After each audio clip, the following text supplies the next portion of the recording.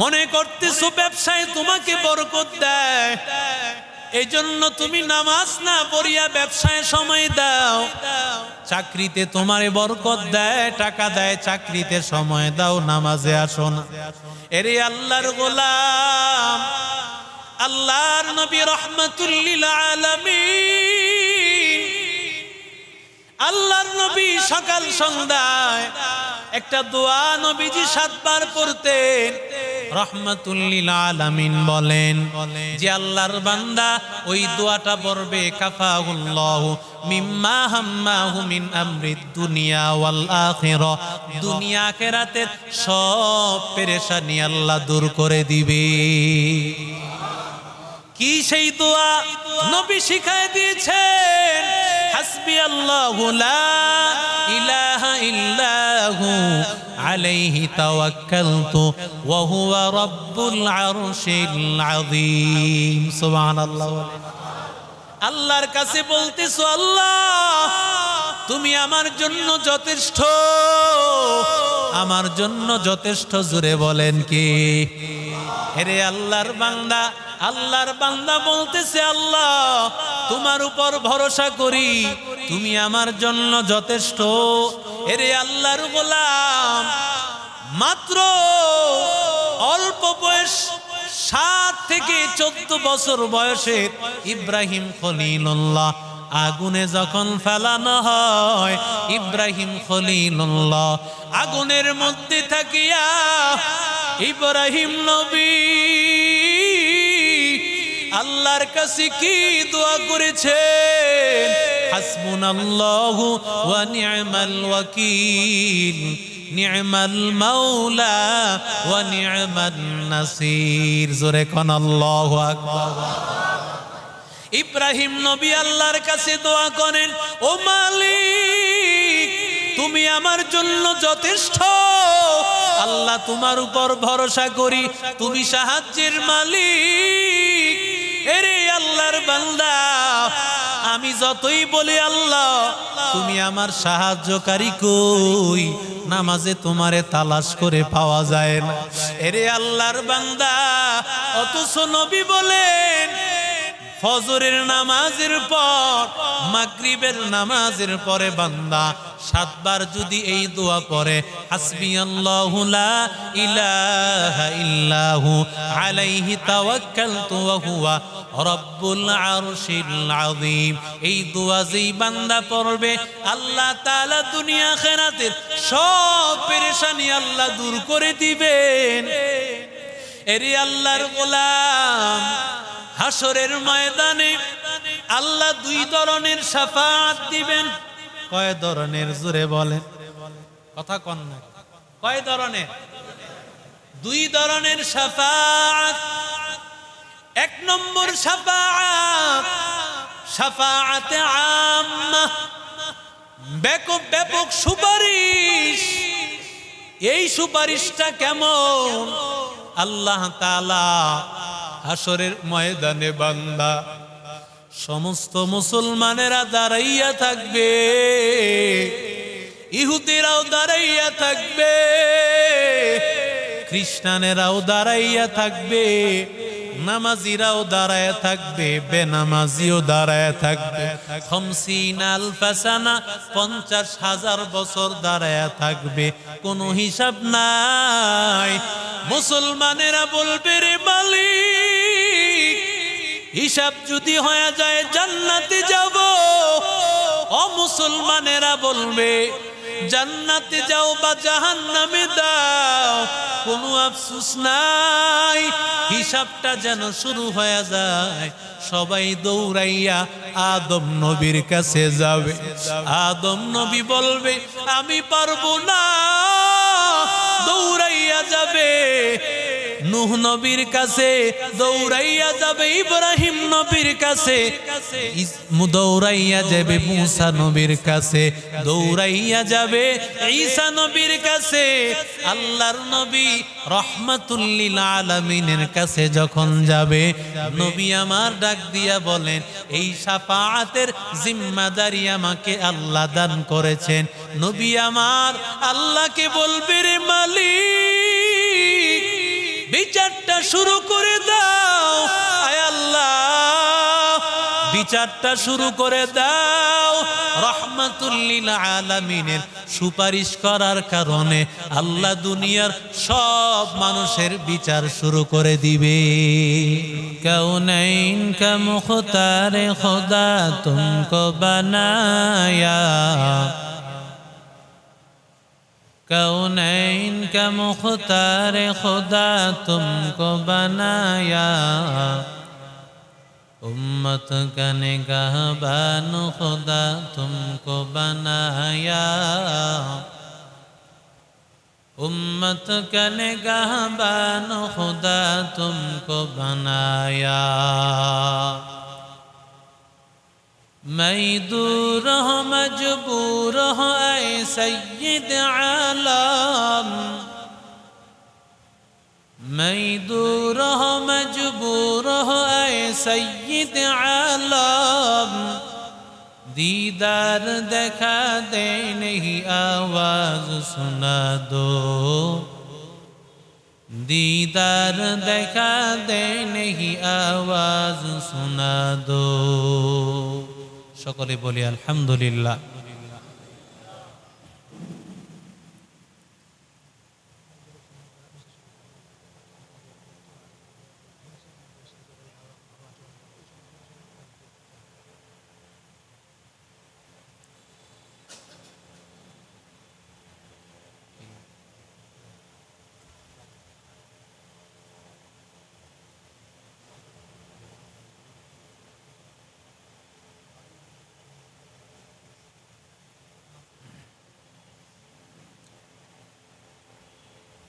বারাইবক এলাকার যুব সমাজের উদ্যোগে আয়োজিত আজকে মহতি ইসলাহি মাহফিলের উপস্থিত সম্মানিত ওলামাই কারাম, অত্র মসজিদের সম্মানিত খতিব, আমার অত্যন্ত শ্রদ্ধাভাজন এবং অত্র মসজিদের মুয়াজ্জিন সাহেব, অত্যন্ত ভালোবাসার মানুষ, বিশেষ করে এলাকার যুবক ভাইয়েরা, মুসল্লি ভাইয়েরা, সকলের সাথে একটি গভীর সম্পর্ক, দিলের সম্পর্ক, মহব্বতের সম্পর্ক। এই সম্পর্কটা ঈমানের নিসবতে, সুন্নতের নিসবতে, কোরআনের নিসবতে, কোনো রক্তের সম্পর্ক নয়। একজন মসজিদের ইমাম সাহেবকে এত ভালোবাসে কেন মানুষ, এত শ্রদ্ধা করে কেন? কারণ তার মধ্যে কোরআন আছে, তার মধ্যে নবীজির সুন্নত আছে। নবীজি দেখতে যেমন সুরতে ছিলেন, আখলাকে সুরতে তার মধ্যে সেই চরিত্র আছে, এই জন্য তাকে ভালোবাসে। ঠিক না বেঠিক? এবং এই ভালোবাসাটাই হলো আসল পরিচয়। পৃথিবীর অন্য সমস্ত ভালোবাসার চাইতে দ্বীনের জন্য, আল্লাহর জন্য যে ভালোবাসাটা হবে, আল হুব্বু লিল্লাহ ওয়াল বুগযু লিল্লাহ, আল্লাহর জন্য যে একজন দিনদার মানুষকে ভালোবাসবে, আল মারউ মা'a মান আহাব্বা। ইমাম সাহেবকে যদি ভালোবাসে, একজন হক্কানি আলেমকে ভালোবাসে, আল্লাহ হাসরের ময়দানে ওই ইমামের সাথে, ওই আলেমের সাথে, ওই বুজুর্গের সাথে, ওই পীর সাহেবের সাথে আল্লাহ তাকে হাসর করে দিবে।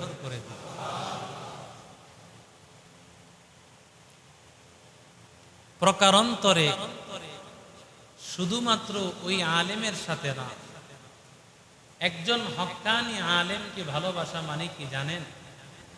একজন হক্কানি আল্লাহওয়ালাকে ভালোবাসা মানে কি? সরাসরি সে যেন নবীকে ভালোবাসলো, সে যেন আল্লাহকে ভালোবাসলো। ওয়াল্লাযীনা আমানু ওয়াত্তাবা'তুহুম যুররিয়্যাতুহুম বিঈমান আলহাকনা বিহিম যুররিয়াতাহুম ওয়া মা আলাতনাহুম মিন আমালিহিম মিন শাই। আল্লাহ তাআলা বলেন, যারা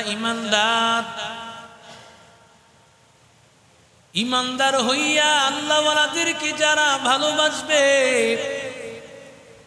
আল্লাহ তাআলা ওই ভালোবাসার কারণে আল্লাহ তাআলা তাদেরকে মিলাইতে মিলাইতে ওই হক্কানি আল্লাহওয়ালা সে অন্য কোনো আল্লাহওয়ালাকে ভালোবাসে, সে অন্য কোনো আল্লাহওয়ালাকে ভালোবাসে।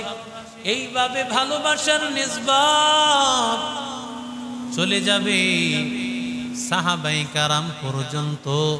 আর সাহাবায়ে কেরামেরা ভালোবাসতেন আমার মায়ার নবী রাহমাতুল লিল আলামিনকে, আর আমার মায়ার নবী ভালোবাসেন আল্লাহ তাআলাকে।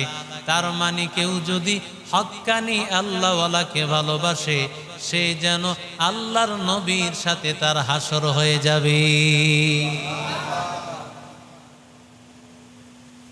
নবীর সাথে হাসর হয়ে যাবে রে ভাই। এজন্য আল্লাহর বান্দারা সব কাজের মধ্যে নবীর সুন্নাত। একজন আলেমকে কেন ভালোবাসো ভাই? কারণ ওই আলেমের মধ্যে সুন্নাত, মায়ার নবীর সুন্নাত। সুন্নতের কেমন দাম, একটা সুন্নতের কত দাম। আল আসবাহ ওয়ান নাযায়ের ফিকহের একটা কিতাব, ওই কিতাবের মধ্যে লেখা হয় আল্লাহর এক বান্দা ঢিলা ব্যবহার করার জন্য মসজিদের সামনে ঢিলা রেখে দিয়েছে। আরেক আল্লাহর বান্দা মসজিদ তৈরি করে দিয়েছে। কার দাম বেশি একটু বলেন তো? হ্যাঁ, আপনারা জানেন না কার মর্যাদা বেশি? কিতাবের মধ্যে লেখা হয় যে আল্লাহর বান্দা ঢিলা ব্যবহার করার জন্য ঢিলা রেখে দিয়েছে, ওই বান্দার দাম মসজিদ তৈরিকারীর চাইতেও বেশি। আরো জোরে বলেন। এটা আবার কিভাবে? বলে মসজিদ তৈরি করা মুস্তাহাব, আজীব এক মাসালা। কিন্তু নবীজির সুন্নত হলো পেশাবের পরে পায়খানার পরে ঢিলা ব্যবহার করা। আল্লাহর নবীর একটা সুন্নত বান্দা জিন্দা করেছে, এটা ওই মসজিদ তৈরির চাইতে তার মর্যাদা বেড়ে গেছে। এক আল্লাহর বান্দা মসজিদে ডান পা দিয়া প্রবেশ করেছে। মসজিদে ঢুকতে ডান পা বিসমিল্লাহ পড়া, দোয়া পড়া, দুরূদ শরীফ পড়া। এরে নবীর আশিক উম্মতের দল, আরেক আল্লাহর বান্দা মসজিদ তৈরি করে দিয়েছে। কার দাম বেশি? জোরে বলেন। যেই বান্দা ইবনে মাজার মধ্যে আসছে, হাসিয়ার মধ্যে এই কথাটা লেখা আছে যে আল্লাহর বান্দা ডান পা দিয়া মসজিদে প্রবেশ করলো, ওই বান্দার দাম মসজিদ তৈরিকারীর চেয়েও তো বেশি। কারণ মসজিদে ডান পা দিয়া প্রবেশ করা সুন্নাত। নবীজির একটা সুন্নতের কত দাম। আল্লাহর নবী বলেন, আলাইকুম বিসুন্নতি ওয়া সুন্নাতিল খুলাফায়ে রাশিদিনাল মাহদিয়িন। আমার সুন্নতকে আঁকড়ে ধরো, আমার চার সাহাবীদের সুন্নতকে আঁকড়ে ধরো। আবু বকর, উমর, উসমান, আলী, তাদের সুন্নতকে আঁকড়ে ধরো ভাই। নবী বলেন কেমন আঁকড়ে ধরবা? আদ্দু আলাইহা বিন নওয়াজিজ, মারির দাঁত দিয়ে আঁকড়ে ধর। মারির দাঁত বড় মজবুত দাঁত, মারির দাঁত দিয়া ধরলে সেটা ছোটার কায়দা নাই। আল্লাহর নবী যেন বললেন, এরে বান্দা তুমি সাগরের মধ্যে চলতেছো, হঠাৎ করে সাগরের মধ্যে ঢেউ আসার পরে নৌকাটা ভাঙ্গিয়া যায়। ওই সময় তোমার বাঁচার জন্য লাইফ জ্যাকেটের প্রয়োজন হবে।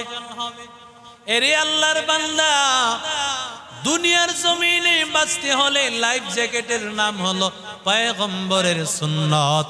আমার নবীর সুন্নত ছাড়া দুনিয়াতে বাঁচা সম্ভব না। তুকু যাও সুন্নতে আহমদ, তুকু যা বা মুহাম্মদ কাইবুয়াদ নিসবতুরা কারে শাইত মিকুনি নামত ওয়ালি গরওয়ালি লানতাস্তাই বরওয়ালি হম সুরাতো হম সিরাতে মুস্তফা দর তমামি হালেও কুন ইত্তিবা ইত্তিবায়ে সুন্নতে খায়রুল বাশার গিরে লাজিম তাবুয়াবি আই পেশা। আল্লাহর নবী রাহমাতুল লিল আলামিনের সুন্নতের কত দাম! এরে যুবক, থা নবী রাহমাতুল্লাহ আলাইহি লিখেন, বান্দা ঘরের মধ্যে প্রবেশ করেছো, ঘরের মধ্যে প্রবেশ করার পর তোমার বাচ্চাটাকে তুমি কুলে নিলা, চুমু খাইলা, আর মনে মনে চিন্তা করলা আমার পয়গম্বর ঘরের মধ্যে প্রবেশ করে বাচ্চাটারে কুলে নিতেন আর বাচ্চাটাকে আদর করতেন। এটা আমার পয়গম্বরের সুন্নত। আল্লাহর নবীর এই সুন্নতটা পালন করার কারণে আল্লাহ তাআলা হাসরের ময়দানে একটা সুন্নত তোমার জান্নাতে যাওয়ার কারণ হয়ে যাবে। قل إن كنتم تحبون الله فاتبعوني يحببكم الله।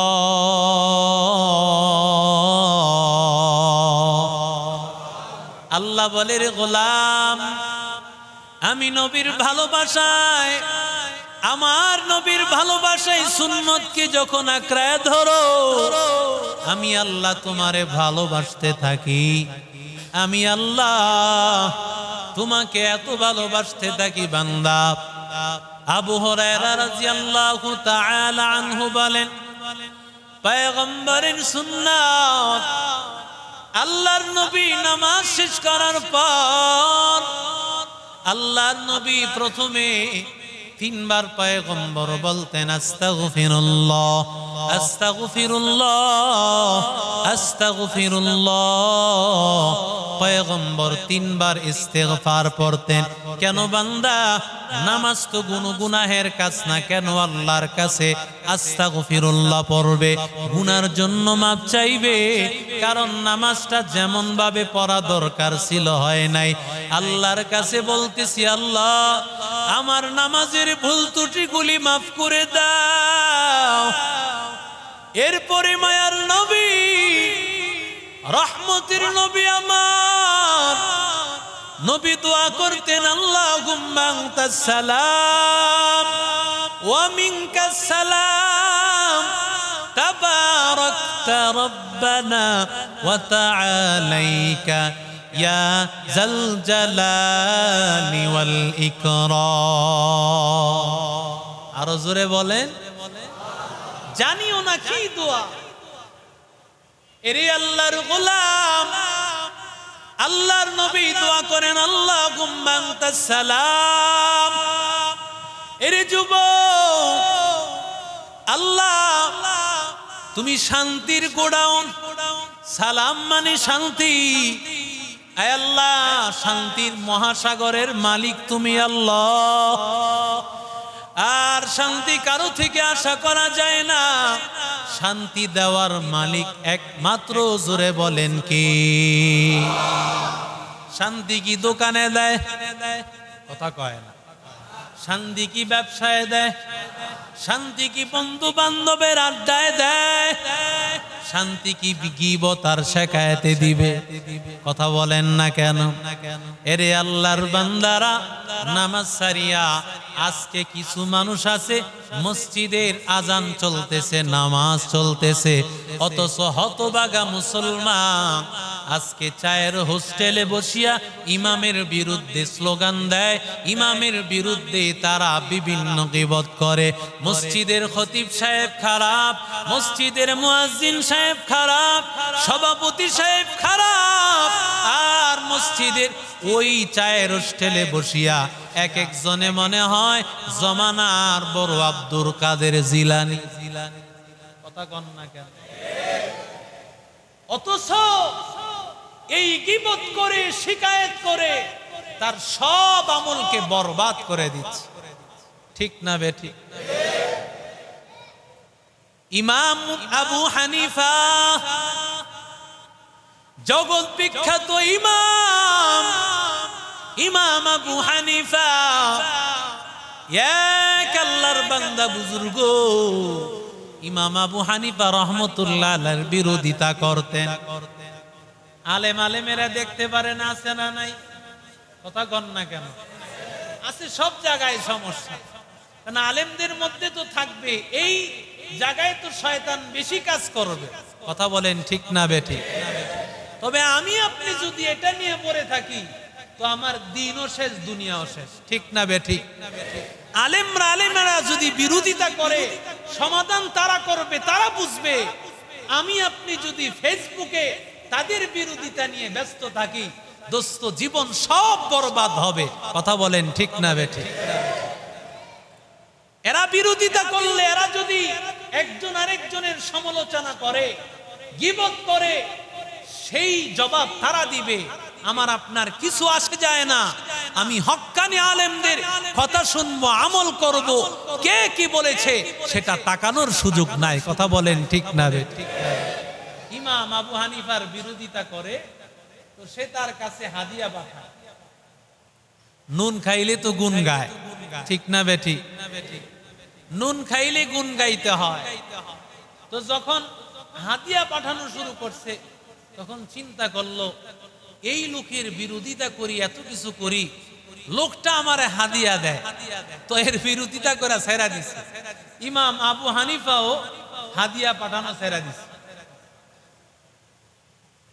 ইমাম আবু হানিফাকে ডাক দিয়া বলে, ও ইমাম, এতদিন বিরোধিতা করতাম, আপনি আমার কাছে হাদিয়া পাঠাইতেন, অথচ এখন আমি আপনার বিরোধিতা করি না, হাদিয়া পাঠান না কেন? বিষয়টা বুঝলাম না। ইমাম আবু হানিফা বলেন, এতদিন তুমি আমার উপকার করছো, তাই আমিও তোমার উপকার করতাম। ভাই কি উপকার, কি বলেন বুঝলাম না। তুমি যখন আমার বিরোধিতা করতা,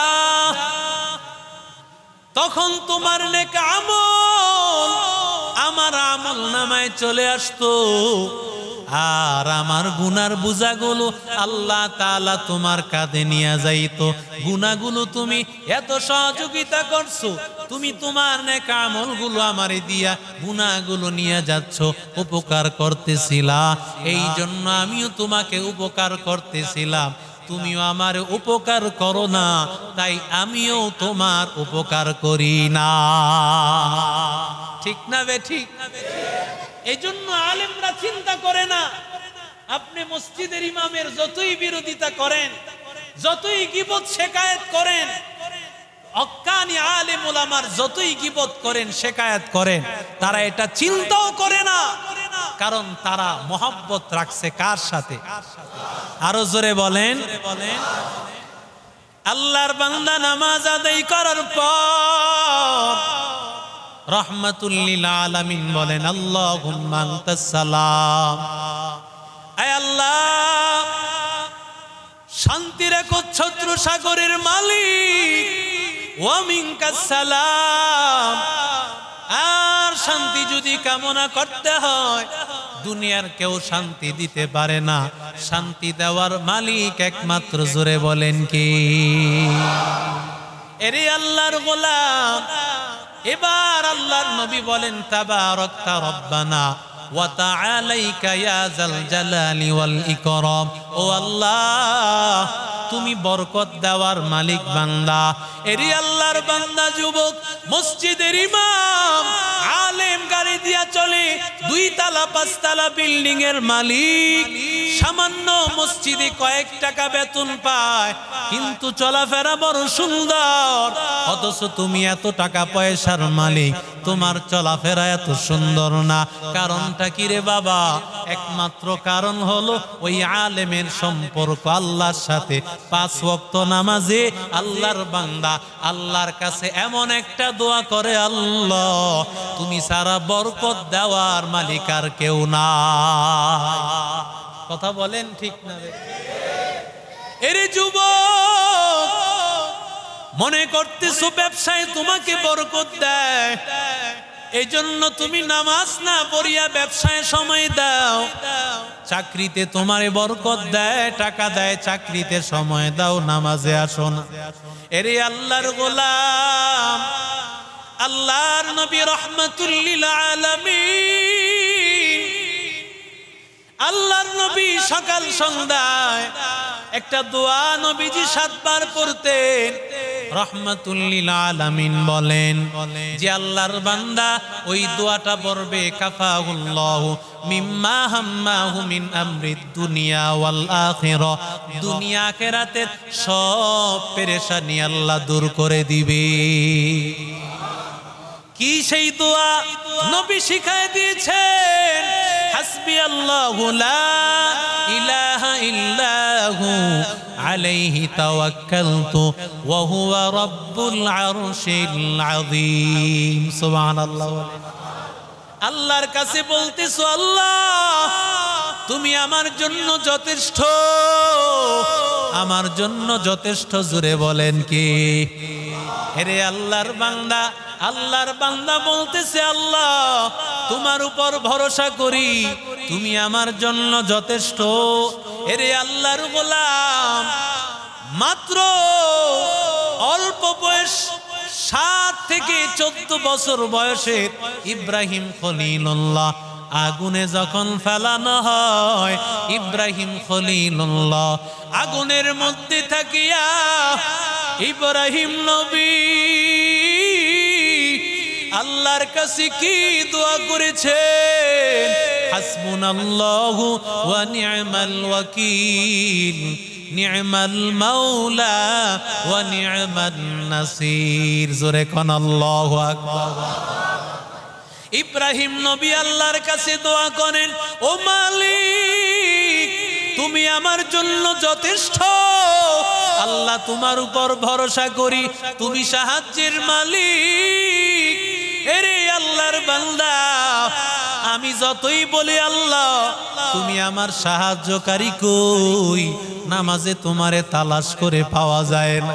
এরে আল্লাহর বান্দা, অথচ নবী বলেন ফজরের নামাজের পর, মাগরিবের নামাজের পরে বান্দা 7 বার যদি এই দোয়া পড়ে, হাসবিয়াল্লাহু লা ইলাহা ইল্লাহু আলাইহি তাওয়াক্কালতু ওয়া হুয়া রাব্বুল আরশিল আযীম, এই দোয়া যেই বান্দা পড়বে, আল্লাহ তাআলা দুনিয়া আখিরাতের সব পেরেশানি আল্লাহ দূর করে দিবেন। এরে আল্লাহর গোলাম, হাসরের ময়দানে আল্লাহ 2 ধরনের শাফাআত দিবেন। কয় ধরনের? জোরে বলেন, কথা কন না। কয় ধরনের? 2 ধরনের শাফাআত। 1 নম্বর শাফাআত, শাফাআতে আম্মা, ব্যাপক সুপারিশ। এই সুপারিশটা কেমন? আল্লাহ তাআলা হাসরের ময়দানে বান্দা সমস্ত মুসলমানেরা দাঁড়াইয়া থাকবে, ইহুদিরাও দাঁড়াইয়া থাকবে, খ্রিস্টানেরাও দাঁড়াইয়া থাকবে, নামাজিরাও দাঁড়ায় থাকবে, বেনামাজিও দাঁড়ায় থাকবে। 50 আলফা সানা, 50,000 বছর দাঁড়ায় থাকবে, কোনো হিসাব নাই। মুসলমানেরা বলবে, রে মালিক হিসাব যদি হয়ে যায় জান্নাতে যাব। ও মুসলমানেরা বলবে জান্নাতে যাও বা জাহান্নামে দাও, কোনো আফসোস নাই। হিসাবটা যেন শুরু হয়ে যায়, সবাই দৌড়াইয়া আদম নবীর কাছে যাবে। আদম নবী বলবে আমি পারবো না, দৌড়াইয়া যাবে নূহ নবীর কাছে, দৌড়াইয়া যাবে ইব্রাহিম নবীর কাছে, দৌড়াইয়া যাবে মূসা নবীর কাছে, দৌড়াইয়া যাবে ঈসা নবীর কাছে। আল্লাহর নবী রহমাতুল লিল আলামিনের কাছে যখন যাবে, নবী আমার ডাক দিয়া বলেন এই শাফাআতের জিম্মাদারি আমাকে আল্লাহ দান করেছেন। নবী আমার আল্লাহকে বলবে রে মালিক, বিচারটা শুরু করে দাও।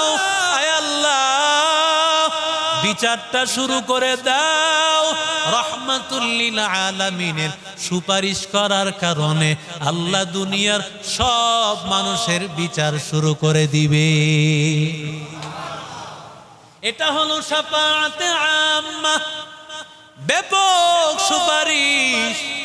এই সুপারিশ সবাই পাবে, হিন্দুরাও পাবে, বৌদ্ধরাও পাবে, খ্রিস্টানেরা পাবে, মুসলমানেরাও তো পাবে।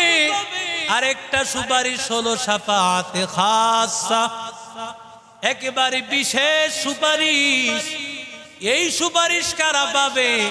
পয়গম্বর বলে এই সুপারিশ শুধু তারাই পাবে যারা রহমাতুল লিল আলামিনের ফরজ নামাজ পড়ার পর আবার সুন্নতে মুআক্কাদাকে গুরুত্ব দিয়েছে।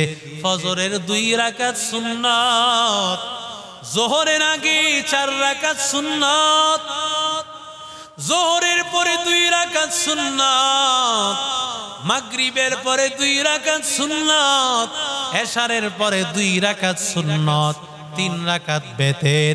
এইভাবে যেই বান্দা সুন্নতকে গুরুত্ব দিবে, আল্লাহ তাআলা হাসরের ময়দানে ওই বান্দাকে নবীর বিশেষ সুপারিশ নসিব করে দিবে। নবীর ওই বিশেষ সুপারিশ ছাড়া কি জান্নাতে যাওয়া যাবে? কথা বলেন। 2 রাকাত ফজরের সুন্নতের কত দাম জানে? আমার সারা জিন্দেগীর বয়ান আহমদ শফী রহমতুল্লাহি আলাইহি, গোটা জিন্দেগীর বয়ান, বাবুনগরী রহমতুল্লাহ আলাইহির গোটা জিন্দেগীর বয়ান, মুশতাকুন নবী কাসিমের গোটা জিন্দেগীর বয়ান, হাসান জামিল সাহেবের গোটা